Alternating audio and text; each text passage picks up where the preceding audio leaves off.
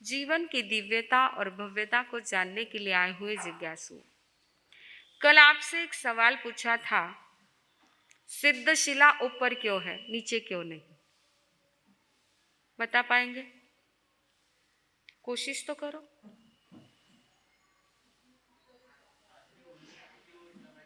हाँ, अच्छा, उन्नति ऊपर ही होती है ऐसे? हाँ, ઈ તો વાત સાચી છે, બધા કર્મ ક્ષય થાય એટલે જ ઉપર જાય છે, પણ ઉપર કેમ છે, નીચે કેમ નથી? સિદ્ધશિલા નીચે કેમ નથી? आइए, एकदम मस्त, बहुत सुंदर जवाब है इसका। ऊंचे लोग ऊंची पसंद। बराबर है ना? ऊंचे लोग ऊंची पसंद।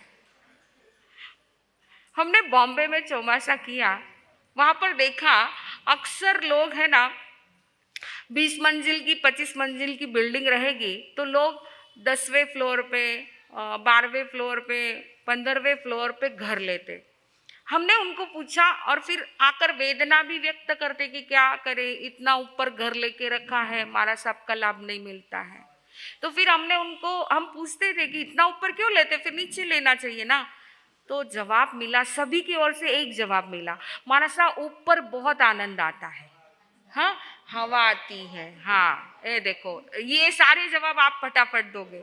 हवा आती है, पोल्यूशन नहीं होता है, किसी प्रकार का प्रदूषण नहीं, सबसे बड़ी बात गाड़ियों की आवाज नहीं है ना, किसी गाड़ियों की आवाज नहीं आती है, ठंडक रहती है, शांति रहती है, दुर्गंध नहीं आती है। जैसे बरसात के दिनों में रोड पे भी चलो तो आपको दुर्गंध आती है, लेकिन ऊपर दुर्गंध नहीं आती है। इतना सब शांति और आनंद मिलता है, इसलिए हम लोग ऊपर ऊंचाई पर मकान लेते हैं। बंधुओं, एक सामान्य सुख भी ऊंचाई पर मिलता है तो शाश्वत सुख तो ऊपर ही मिलना है ना? शाश्वत सुख तो ऊपर ही मिलना है, वो नीचे नहीं मिल सकता है।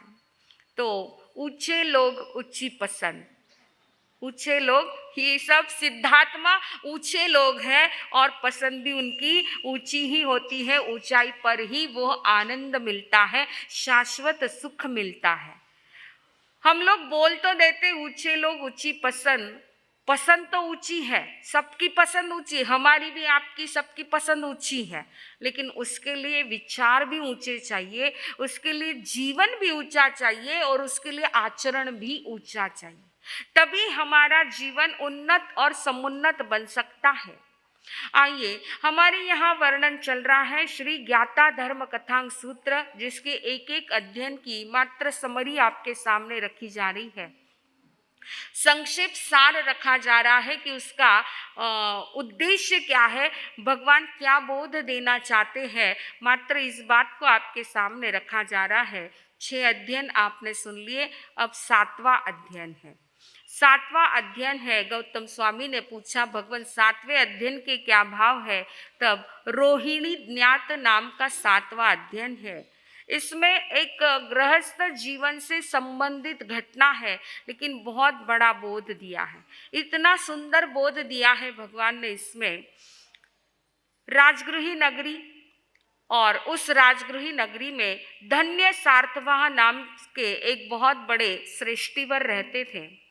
भरा पूरा परिवार है, जिनकी भद्रा नाम की पत्नी थी। यह धन्य सार्थवाह के लिए वर्णन आता है कि ऐसे सार्थवाह थे कि जिनकी साख थी, धाक थी, सब लोग उनको बहुत मान सम्मान देते थे। लंबा चौड़ा उनका व्यापार था, सब कुछ था, और यहाँ तक राजा भी उनकी सलाह लेते थे। ऐसे धन्य सार्थवाह का चारों तरफ बहुत नाम, यश, कीर्ति, पैसा, संपत्ति सब कुछ था। परिवार भी इतना अच्छा था, पत्नी भी सर्वगुण संपन्न ऐसी पत्नी थी। 4 पुत्र धन्य सार्थवाह के थे, धनपाल, धनदेव, धनगोप और धनरक्षी, ऐसे 4 नाम के 4 पुत्र थे।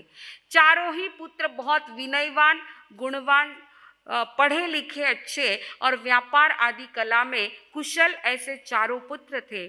चारों पुत्र के विवाह हो चुके थे, घर में 4-4 बहुएं थी। पहले नंबर की बहू का नाम था उज्जीता, दूसरी थी भोगवती, तीसरी थी रक्षिका और चौथी थी रोहिणी। इस रोहिणी नाम से ही यह अध्ययन चला है। ऐसी 4 बहुएं थी, चारों ही बहुएं भी सर्वगुण संपन्न, गुणशील, रूपवान, संपन्न परिवार से आई हुई थी। सभी में आपस में बहुत स्नेह था, आपस में सद्भाव, मैत्री भाव सब कुछ था, मान मर्यादा, पूरा हरा भरा हंसता खिलता परिवार था, सब कुछ अच्छा था। परंतु एक दिन धन्य सार्थवा को मन में विचार आ गया कि अब जो है मेरी उम्र होने आई है, मेरा जीवन तो कैसा है, वृक्ष की डाली पर लगा हुआ पीला पत्ता है, पता नहीं कौन से दिशा की हवा आ जाएगी और पत्ता खिर जाएगा, इसका भरोसा नहीं है। इसलिए उचित यही है कि मुझे अपने घर का कार्यभार योग्य व्यक्ति को सौंप देना चाहिए। देखिए, मैंने पर्यूषण में भी यह जब एक विषय चला था तब मैंने ये बात आपके सामने रखी थी कि आगमों में लगभग वर्णन यही आता है कि जो भी घर के मुखिया होते हैं वो अपने ज्येष्ठ पुत्र को घर का कार्यभार अपने जीवित अवस्था में ही सौंप देते थे, मरने के बाद नहीं।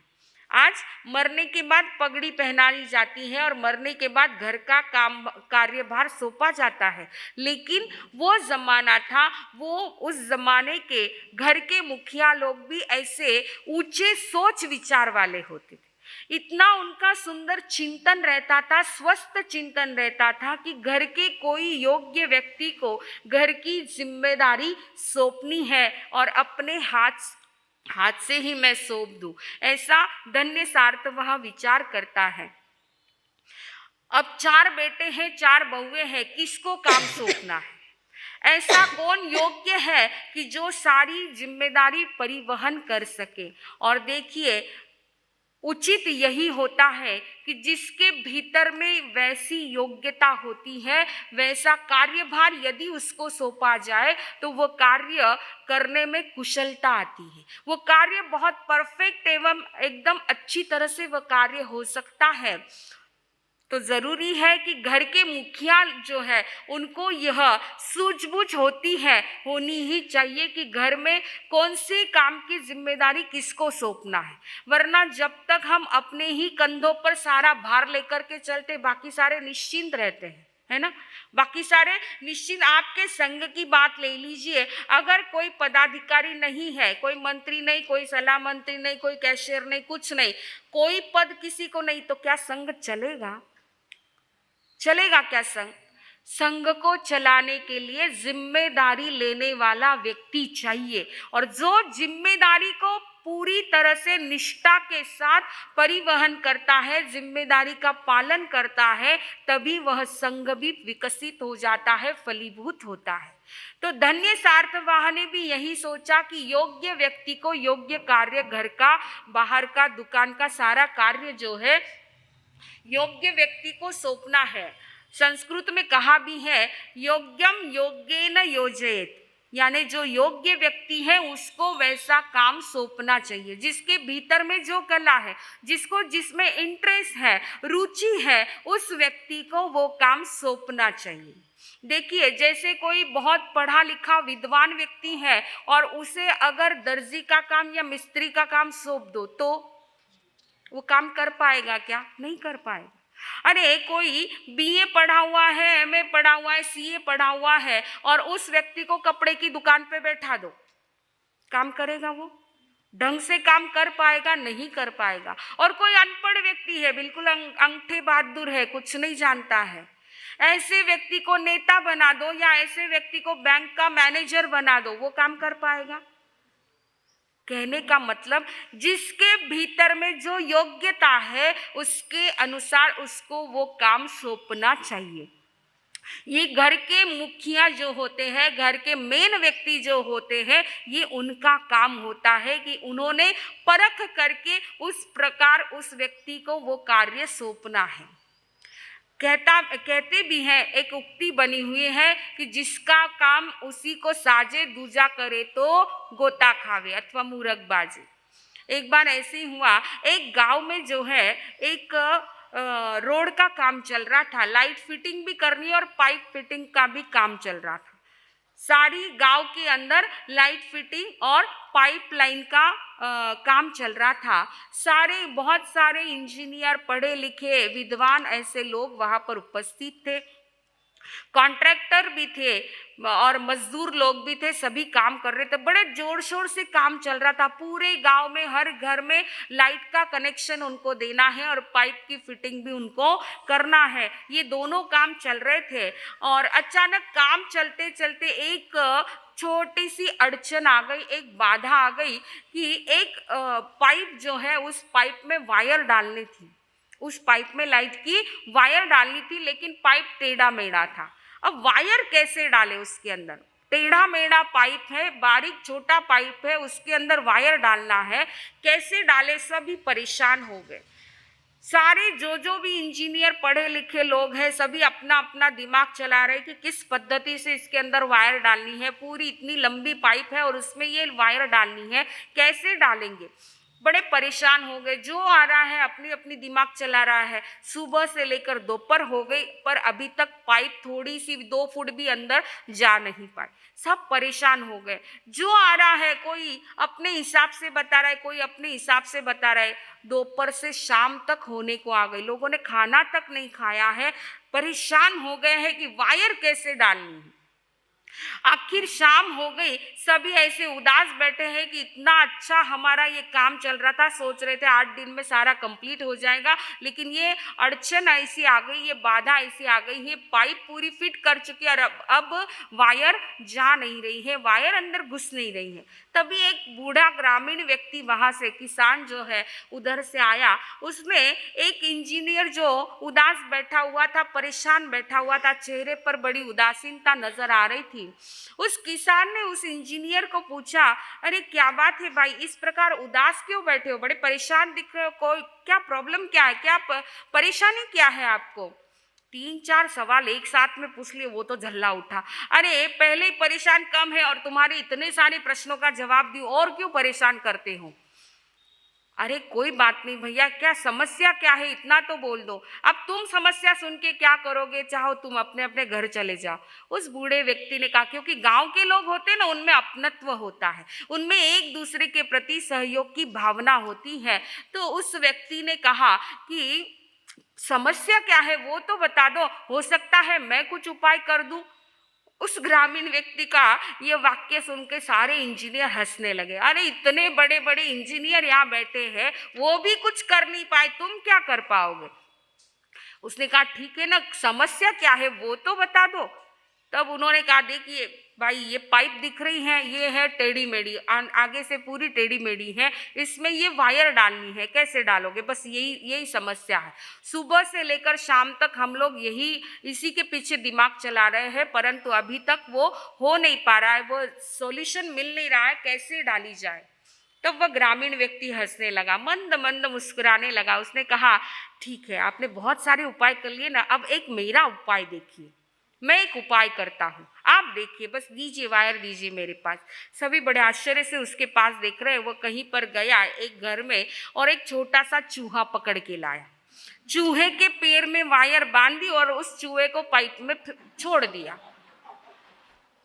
अपने आप चूहे के साथ वायर पाइप से निकल चुकी है।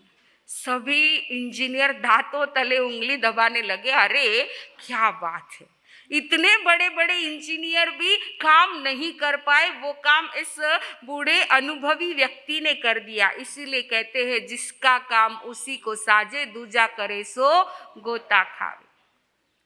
तो बस यही बात प्रभु इस घटना से यही समझाना चाहते हैं कि जिसके भीतर में जो कला है, जो जिस चीज के प्रति, क्योंकि हर एक व्यक्ति के भीतर में कोई ना कोई कला होती है, कोई ना कोई विशेषता होती है, बस जरूरत है उस विशेषता को बाहर लाना है।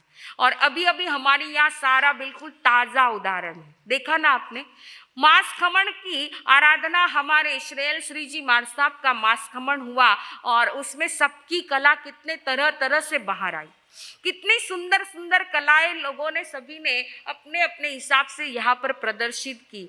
तो बस हर एक, कहने का मतलब हर एक व्यक्ति में कोई ना कोई कला, कोई ना कोई एक विशेष गुण होता है। बस उस विशेष गुण को प्रोत्साहन दीजिए, उस विशेष गुण को बाहर लाइए और उसमें उसको प्रोत्साहन जितना देंगे उतना उस कला का विकास हो सकता है और एक दिन वह कला पूरे जग में मशहूर हो सकती है। उस कला से कई लोगों को लाभ मिल सकता है। तो यही सोचा धन्य सार्थवाहन ने कि मेरे 4 बेटे और 4 बहुएं हैं और घर की जिम्मेदारी, अलग अलग जिम्मेदारी सबको सौंपनी है। कितनी जिम्मेदारियां होती है घर की? घर का एक किचन की जिम्मेदारी होती है, साफ सफाई की जिम्मेदारी होती है, तिजोरी संभालने की जिम्मेदारी होती, वो तो बहुत बड़ी जिम्मेदारी होती है ना। घर खर्चा कैसे चलाना है, इतना बैलेंस अपने पास है और महीने का इतना लगता है, किस प्रकार खर्चा करना है, बहुत टेंशन वाला काम होता है। हमको तो कोई टेंशन नहीं, हाँ, कोई टेंशन नहीं है, लेकिन आप लोग टेंशन में जीते हो कि इतना है और इतना महीने का खर्चा है, घर में इतने सदस्य हैं, इसको किस प्रकार से हम हैंडल करें, कैसे इस जिम्मेदारी को हम चलाएं।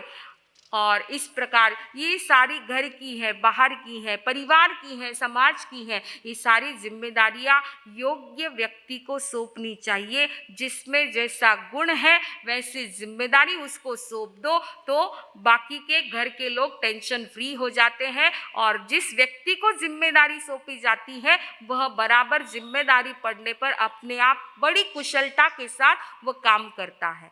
तो आइए धन्य सार्थवाह 4 बेटे और 4 बहुओं में से घर की, व्यापार की, बाहर की सारी जिम्मेदारी किस प्रकार किसको सौंपते हैं, उनकी परख कैसे करते हैं, उनकी परीक्षा लेते, क्योंकि परीक्षा के बिना तो काम सौंपा नहीं जाता है। तो किस प्रकार परीक्षा, बहुत इंटरेस्टिंग, ये घटना बहुत अच्छी है, आपके काम की घटना है, हमारे भी काम की है। हमारे घर में तो हमारे मुखिया वैसे ही हैं, इसलिए हमको टेंशन नहीं, हमको बराबर उसी हिसाब से उन्होंने सब कुछ सौंपा और आप लोग देख भी रहे हो। आने वाले सब कहते हैं कि महाराज साहब आपकी पूरी टीम बराबर है। तो ऐसे ही बस ये उदाहरण आप लीजिए तो आप भी घर संभालते हुए टेंशन फ्री हो सकते हैं। अपने घर में जो सदस्य है, जिसकी जैसी रुचि है, उसको वैसा कार्य किस पद्धति से सौंपना है, कैसी उसकी परीक्षा ले, सामने वाले को पता भी नहीं चले कि मेरी परीक्षा ली जा रही है। लेकिन घर का मुखिया जो होता है उसकी सोच ऊंची रहती है।